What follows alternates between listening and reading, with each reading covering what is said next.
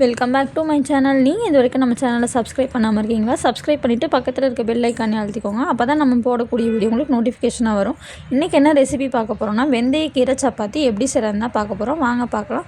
First stove on பண்ணிவிட்டு கடாய் அடுப்பில் வச்சுக்கோங்க. 2 ஸ்பூன் எண்ணெய் சேர்த்துக்கோங்க. வெந்தயக்கீரையை வேரை மட்டும் நறுக்கிட்டு நல்லா அலசிட்டு சேர்த்துக்கோங்க. கீரையை நல்லா ஆயிலில் வணக்கி எடுத்துக்கோங்க. அப்போ தான் இந்த கசப்புத்தன்மை கொஞ்சம் இல்லாமல் இருக்கும். இப்போ கீரை இந்த அளவுக்கு சுண்டி வந்ததையும் நம்ம ஸ்டவ் ஆஃப் பண்ணிடலாம். இப்போ 2 கப்பு கோதுமை மாவு எடுத்திருக்கேன். இது கூட தேவையான அளவு உப்பு, ஒரு அரை ஸ்பூன் அளவுக்கு மிளகாத்தூள் சேர்த்துக்கோங்க. கொஞ்சமாக ஜீரகம் சேர்த்துக்கோங்க. ஏற்கனவே நம்ம வணக்கி ஆற வச்சுருக்க கீரையவும் சேர்த்து லைட்டாக பிசைஞ்சு விட்டுருங்க. இப்போ இதில் 5 ஸ்பூன் தயிர் சேர்த்துக்கலாம். தயிர் சேர்த்ததுக்கப்புறமா தண்ணி தெளிக்காமல் ஃபஸ்ட்டு பிசைஞ்சு விடுங்க. அதுக்கப்புறமா லைட்டாக கொஞ்சம் கொஞ்சமாக தண்ணி ஊற்றி இந்த மாதிரி மிக்ஸ் பண்ணி எடுத்துக்கோங்க.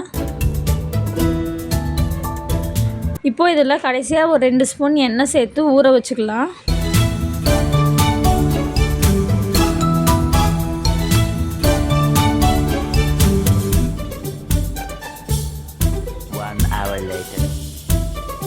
இப்போ பார்த்தீங்கன்னா இந்த அளவுக்கு மாவு சாஃப்ட் ஆகிடுச்சு. இப்போ இதை சின்ன சின்ன உருண்டையாக நம்ம தேய்ச்சி எடுத்துக்கலாம்.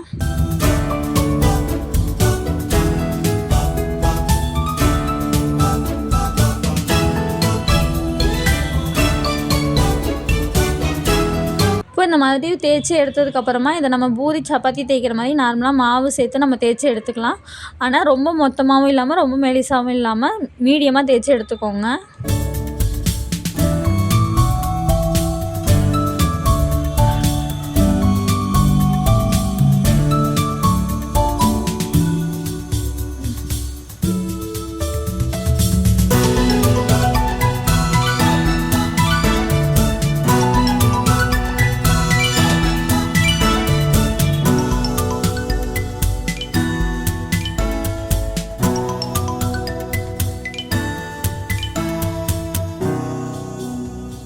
இதே மாதிரியே நம்ம உருட்டி வச்சுருக்கக்கூடிய உருண்டை எல்லாத்தையுமே நம்ம தேய்ச்சி எடுத்துக்கலாம்.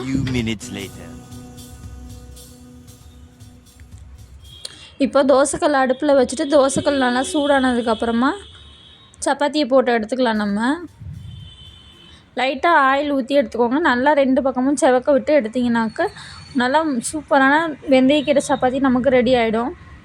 இது கூட நம்ம சைடிஷ் தேவையில்லை. நமக்கு வேணும்னா நிலக்கடலை சட்னி, அப்படி இல்லைன்னா தேங்காய் சட்னி வச்சு நம்ம சாப்பிட்டுக்கலாம்.